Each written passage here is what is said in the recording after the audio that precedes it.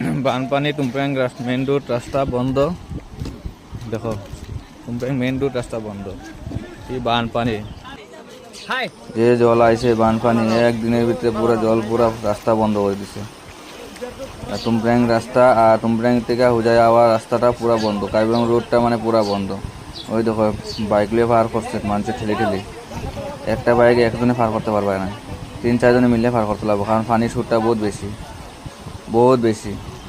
কারণ যে হারে স্পিডে পানি বাড়ে এত অবস্থা সবরই খারাপ আছে। তো নদীর সামনে যারা যারা ঘর আসো তারা বকুয়ার যে তোমরা যত পারো সাবধান থাকো, অল্প উঁচা জায়গায় যাও, সেফটি জায়গায় যাও, কারণ পানি বাড়ার কোনো গ্যারান্টি নেই। পানি কোন সময় পানির কথা কেউ কইতে পারতো না, পানি এরমভাবে বাড়ে মানে কোয়া যাবে না। টুমপ্রেং আবার বলে জঙ্গল এবার হাতিও আছে, হাতিগুলা কই যাইব কোন ঠিক নেই, জীবজন্তুগুলা কই যাইব এটাই আমি চিন্তা করতেছি।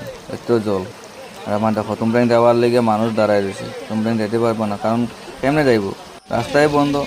এদিকে মানুষের ঘরের পানি ঢুকে যেতেছে, কারণ নদীর সামনে তোমার এদিকে সামনে ঘর যেগুলো আছে সবে তো পানি ঢুকেই গেছে। রাস্তার অবস্থা এটা, কোন দিন যে রাস্তাটা হইব, মানুষের হ্যারাসমেন্ট অল্প কম হইব। যদি রাস্তাটা ওভার ব্রিজ মতন করতো তাহলে ভালো হইতো। এদিকে এবার মাছ ধরা শুরু, নদীর মাছ কে কে খাইতে ভালো পাও, যে তোমরা আমরা দিকে আই যাও, মাছ খেতে পাইবে, লোকাল মাছ, নদীর মাছ, তোমরা সবাই আও। তারপরে দেখো এদিকে মানুষের ঘরের বাসন বর্তন সব রাস্তাত লই আইছে, বাসন বর্তন সব লই আইছে, কারণ উপায় নাই, এখন মানুষ যাইব কই, মানুষের ঘরে যদি পানি ঢুকে যায় মানুষ যাইব কই, কোথায় রাস্তা ছাড়া তো আর কথা নাই। রাস্তাটা উঁচা করা তো একটু ভালো হয়েছে, কিন্তু রাস্তাটার অবস্থা খারাপ, রাস্তা নতুন রাবিশ ফেলাইছে, রাস্তার অবস্থা বহুত খারাপ। দেখছো কিরকম জল, মানুষের ঘরও কিরকম জল, দেখো কি অবস্থা, বাপরে বাপ। এটা হলো কপিলী নদীর জল।